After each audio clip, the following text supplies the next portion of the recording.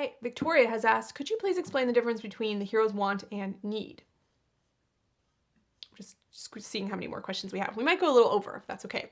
I can't get it right in my head, and I'm pretty scared of mixing them up in my novel. It could be that the want is just a superficial reflection of that need.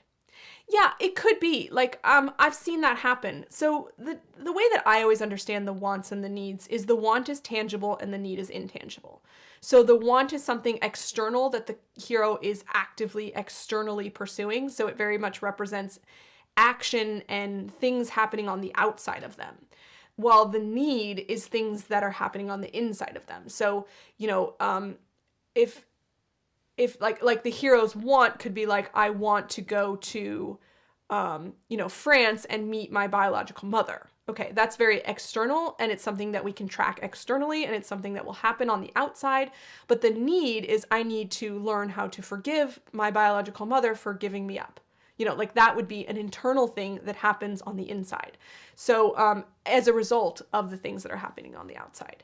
So the want and need probably should be related in some way. You don't want this kind of random want that's not really related to the need in any way, because essentially the external journey of pursuing the want is what's going to lead the hero towards the need.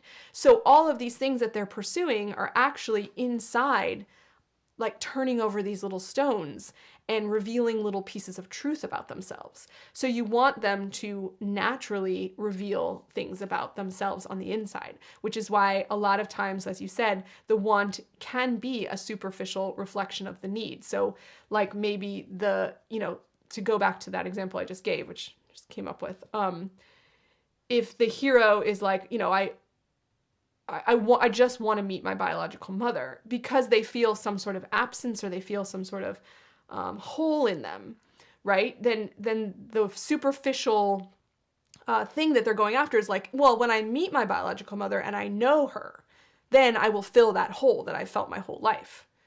Well, not really, probably not. What's going to happen is, in that story, the character's going to realize that they, oh, well, my adoptive mother was the one that filled that hole and I just didn't realize it. Or meeting her doesn't actually fill the hole, I have to fill it myself, things like that. But it is sort of the superficial way that the hero thinks that they're going to fill the hole.